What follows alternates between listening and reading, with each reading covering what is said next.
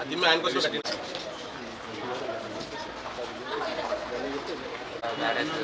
తర్వాత శ్రీరంగంలో ఆయన ప్రస్థానం తర్వాత రాజకీయానికి ఎవరిలోనూ చూడలేము. నందమూరి సార్వభౌమ ఒకసారి మనమందరం కూడా మన యొక్క సంతోషాన్ని వ్యక్తం చేద్దాం.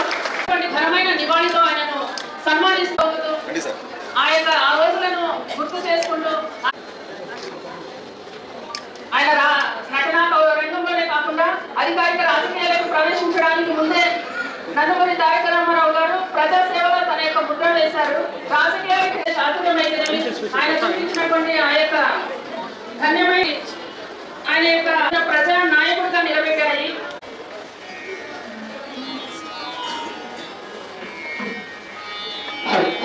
ప్రజలందరికీ మరియు పాత్రికేయులకు ప్రతి ఒక్కరికి పేరు అందరికీ అదేవిధంగా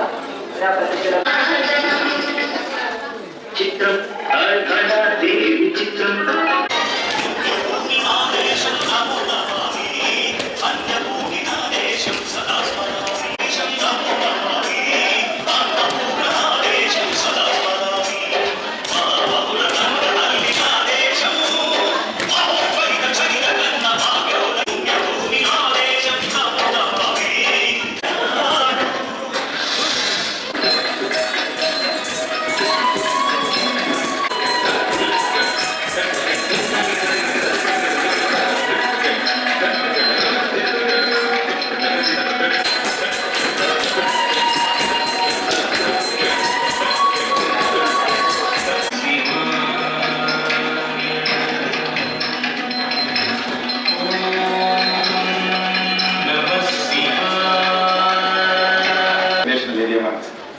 సో ఈరోజు వ్యక్తిగతంగా తీసుకుంటే 1982 ప్రాంతంలో శ్రీమద్ విరాట్ గోదావరి వీరబ్రహ్మేంద్ర స్వామి సినిమా మా ఊరు అపోవిలంలో నా ఇంటి ముందరే తిరిగేటప్పుడు టెంపుల్లో ఎన్నోసార్లు ఆయన కూడా జరిగింది దర్శించుకున్న ఈవినింగ్ అంతా ఆయన చెప్పారు. అది మరొకసారి గుర్తొచ్చింది. అనేక సందర్భాల్లో నేను తహసీల్దార్గా ఉన్నప్పుడు ఈ ప్రచారానికి వచ్చినప్పుడు కూడా నేను అనేక సందర్భాల్లో వాటిని చూడడం జరిగింది. ఇక వ్యక్తిగతంగా తీసుకుంటే 1994-95లో మాది 5 సంవత్సరాలు గ్రూప్ 2 సర్వీసెస్ నోటిఫికేషన్ ఇచ్చి రిజల్ట్ రాలేదు.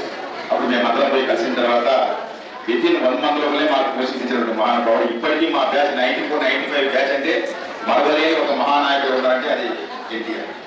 సో ఇలా చెప్పుకుంటూ పోతే నిజంగా నేను ఒక అధికారిగానే కాకుండా ఇటీవల కాలంలో మీకు అందరూ తెలుసు కళాకారుడిగా కూడా ఉన్నాను. మొట్టమొదటిసారిగా కళాకారులు గర్వించే ఒక విశ్వవిద్యాలయము పొట్టి శ్రీరాములు తెలుగు విశ్వవిద్యాలయం చెప్పి దాంట్లో అన్ని కోర్సులు ఆయన ఏర్పాటు చేశారంటే అది ఒక ఎన్టీఆర్. అది నేను ఇంటర్మీడియట్ చదివినప్పుడు నేను శిల్పకళ రామాచార్య అని చెప్పేసి ఆలగడ్డలో ప్రముఖ శిల్ప కళా నిపుణుడు ఉండేవాడు. ఆ ఇంట్లో ఉండి నేను చదివేవాడు బాగా భోజనం చేసుకుని. అప్పుడు ఆయన ఆ రామాచార్యని ఆ శిల్పకళకు ప్రొఫెసర్గా చేశాడు. ఇది మీరు కావాలని తెలుసుకోవచ్చు. ఇలా అనేక రకాలుగా ఆయన అనేక రకాలుగా ఒక వ్యక్తి చెప్పితే చెప్పకూడదు చెప్పని విషయాన్ని నేను చెప్పడం జరిగింది.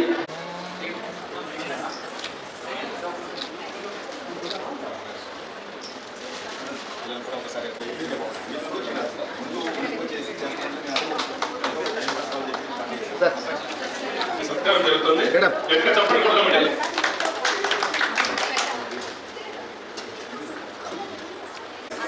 చాలా సత్కరిస్తారంటే చెప్పండి కొడతామండి. వేదిక మీద మాత్రం కొట్టచ్చు అభ్యంతరం లేదు.